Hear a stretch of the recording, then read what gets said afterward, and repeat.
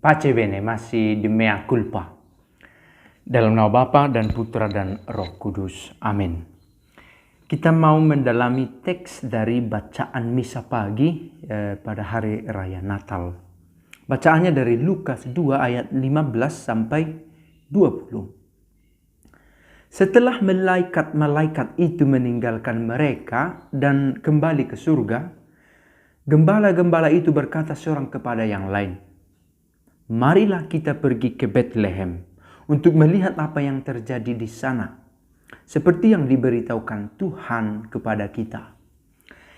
Para sahabat, kepada para gembala diberikan informasi tentang kelahiran Sang Putra. Sang Putra lahir dengan cara yang sangat sederhana supaya orang-orang tidak kesulitan mencintai dan mencarinya. Para gembala mendapatkan kabar dari malaikat dan mereka langsung mengeksekusi berita itu dengan langsung pergi, tidak menunda. Ini satu pesan saya pikir terselubung. Ketika mendengarkan sesuatu yang baik, para gembala langsung pergi. Satu pertanyaan untuk kita, apakah ketika kita mendengarkan nasihat yang baik, perintah dari Allah lewat suara hati kita, apakah kita langsung melakukannya? Seperti yang diberitahukan Tuhan kepada kita, kata para gembala. Lalu mereka cepat-cepat. Gembala, pergilah cepat-cepat. Cepat-cepat, tidak menunda waktu. Sebelum akhirnya berakhir. Sebelum akhirnya lewat, berlalu. Maka ketika perintah itu datang dari Tuhan, para gembala cepat-cepat. Semoga kita juga punya gairah yang serupa untuk dengan cepat-cepat mengeksekusi perintah yang baik yang kita dapat. Ya, yang sering terjadi penundaan. Kita mengalami itu. Saya mengalami itu. Nantilah. Kapan-kapan lah. Akhirnya kapan-kapan ini tidak berujung, esok lah, sampai akhirnya orang lain lebih dahulu melakukan, atau kesempatan itu hilang, atau yang mau kita bantu sudah dibantu orang syukur.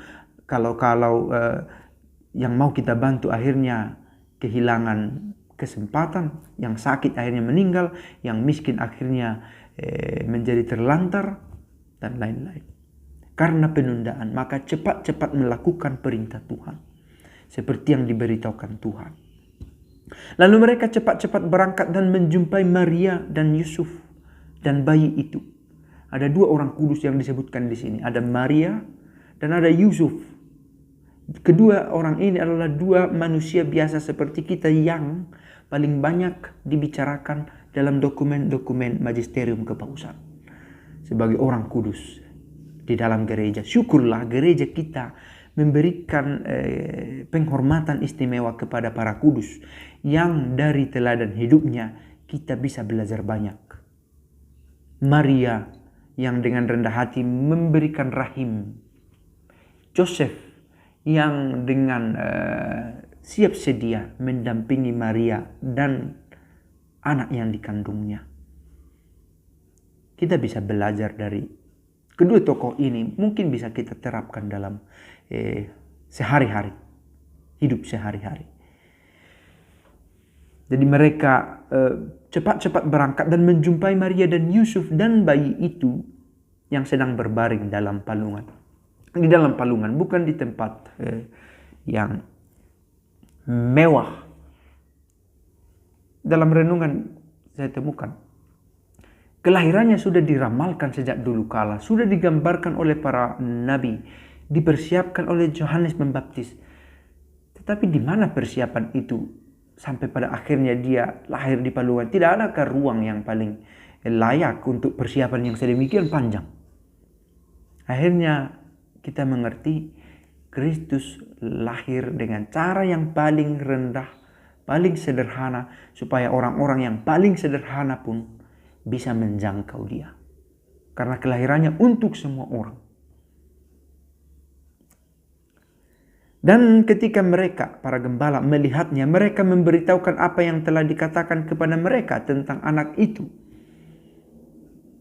Para gembala mendapatkan kabar dari malaikat, bacaan pada malam Natal. Kita temukan itu.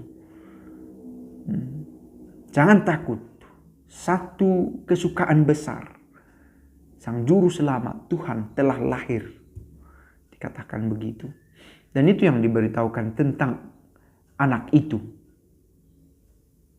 Diberitahukan oleh para gembala apa yang mereka dengarkan kepada Maria dan Yosef. Tetapi dan semua orang yang mendengarnya heran tentang apa yang dikatakan gembala itu kepada mereka. Mengapa harus kepada gembala diberitahukannya? Orang-orang yang tidak kita mungkin apakah ini gambaran orang yang lay people, orang biasa saja, tidak butuh pangkat atau gelar atau jabatan-jabatan prestisius supaya kita pantas menjadi pewarta. Kita hanya butuh bergerak cepat-cepat. Sekalipun ada keterbatasan, tapi cepat-cepat mengeksekusi itu. Tetapi Maria menyimpan segala perkara itu di dalam hatinya dan merenungkannya. Ini bisa menjadi satu kepingan refleksi yang berdiri sendiri tentang Maria yang menyimpan dan merenungkan dalam hati hubungan personalnya dengan Yesus. Kita juga memiliki hubungan personal masing-masing dengan Yesus. Boleh jadi kegembiraan kita bersamanya, harapan-harapan kita yang kita gantungkan pada karyanya, bahkan kekecewaan-kekecewaan karena permintaan kita yang tak terkabul dengan perantaraannya.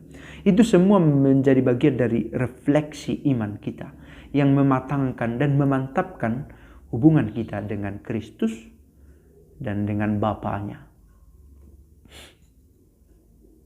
Maka kembalilah gembala-gembala itu sambil memuji dan memuliakan Allah. Karena segala sesuatu yang mereka dengar dan mereka lihat, semuanya sesuai dengan apa yang telah dikatakan kepada mereka. Maka kembalilah gembala itu. Mereka tidak diam dalam euforia, dalam seremoni, dalam kegembiraan superficial, tetapi mereka toh kembali. Ini satu rumusan yang menarik. Mereka toh mewartakan sabda itu, kembali ke kehidupan awal. Jadi gembala kita toh harus kembali setelah video ini, setelah ekaristi yang kita ikuti, setelah misa di perayaan gereja, toh kita kembali. Ada yang menjadi anak sekolah, ada yang menjadi ayah, menjadi ibu, menjadi pengangguran, menjadi pekerja, menjadi apa yang biasa kita lakukan. Dan kita mewarta di mana kita berada, sambil memuji dan memuliakan Allah mereka itu.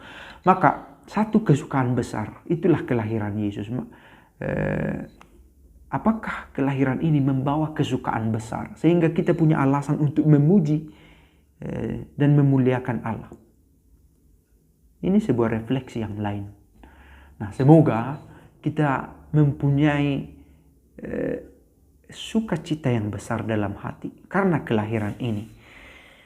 Dan sukacita kita tidak kita gantungkan pada kualitas diri kita, tetapi karena ada Kristus bagi kita. Meskipun kita hina, palungan tidak selayaknya menjadi tempat bayi yang baru lahir. Tetapi itu pun dipakai untuk tempat tidurnya bayi kecil Kristus itu, Yesus itu. Nah, kita mempersiapkan diri kita yang menurut kita mungkin tidak layak, tidak pantas, menjadi palungan kecil juga untuk menerima Kristus yang lahir. Semoga kita memaknai kelahiran ini dan selamat Natal.